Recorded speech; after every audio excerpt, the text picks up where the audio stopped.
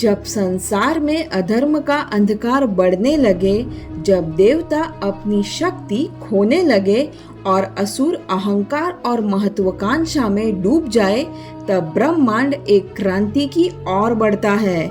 ये कोई युद्ध नहीं था, ये था मंथन, और यही है समुद्र मंथन की कथा।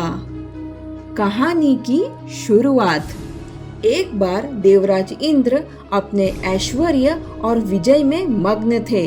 दुर्वासा ऋषि ने उन्हें एक दिव्य माला दी, पर इंद्र ने उसका अपमान कर दिया। तब दुर्वासा ऋषि ने श्राप दिया, तेरा तेज नष्ट होगा, देवताओं की शक्ति क्षीण होगी। और वही होता भी है। देवता दुर्बल हो गए, असुरों ने आक्रमण किया। स्वर्ग जो कभी देवों का था, अब असुरों के अधीन हो गया। घबराए हुए देवता पहुँचे भगवान विष्णु के पास। विष्णु बोले, शक्ति लौटानी है तो फिर भीतर के समुद्र को मंथन करना होगा। विष भी निकलेगा, अमृत भी। क्या तुम तैयार हो?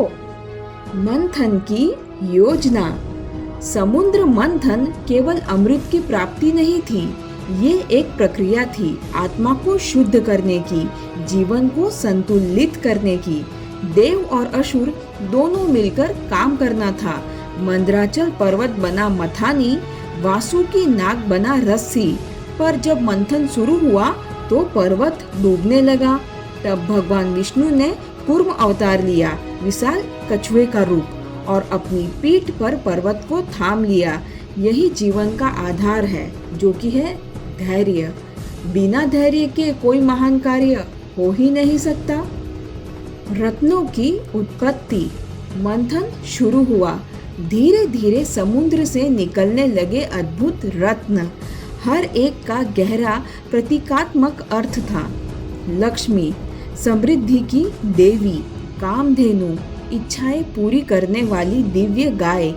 कल्प वृक्ष, एक इच्छा को फलित करने वाला वृक्ष। ऐरावत, इंद्र का श्वेत हाथी। चंद्रमा, जो शिव के शीश पर सुशोभित हुआ। वारुणी, दिव्य मदिरा। अप्सराएं, सौंदर्य और कला की प्रतीक। कौस्तुभ मणि, विष्णु के कंठ की शोभा बनी। धन्वंतरी, आयुर्वेद के देवता, अमृत कलश लेकर प्रकट हुए। पर सबसे पहले निकला हलाहल विष, इतना प्रचंड कि संपूर्ण सृष्टि नष्ट हो जाती। उस समय भगवान शिव ने उसे अपने कंठ में धारण किया और बन गए नीलकंठ। त्याग की पराकाष्ठा थी ये, जब ईश्वर खुद विष पी जाए ताकि सृष्टि बची रहे। अमृत की परीक्षा। अंत में प्रकट हुआ अमृत, पर जैसे ही वो निकला, असुरों ने उसे छीन लिया। वे अमर होना चाहते थे, बिना धर्म के, बिना तपस्या के, केवल बल और छल के बल पर। देवता फिर से हताश हो उठे। तब भगवान विष्णु ने एक अद्भुत रूप, मोहिनी, एक रूप जिसने सौंदर्य, मोह और चतुराई का संगम दिखाया। मोहिनी के मोह में बंद कर असुर अमृत बांटने की जिम्मेदारी उसी को सौंप बैठे। और फिर मोहिनी ने अमृत केवल देवताओं को दिया, क्योंकि केवल वही थे जिन्होंने धैर्य, त्याग और संयम से मंथन किया था। राहु और केतु की उत्पत्ति। पर एक असुर स्वर्ण भानु छल से देवता बनकर अमृत पीने बैठ गया। सूर्य और चंद्र ने उसकी पहचान बताई। मोहिनी ने क्षण भर में उसका सिर काट दिया, पर उसने थोड़ा अमृत पी ही लिया था, इसलिए उसका सिर अमर हो गया और वही सिर बना राहु, शरीर बना केतु। तभी से राहु केतु सूर्य और चंद्र को ग्रसित करते हैं।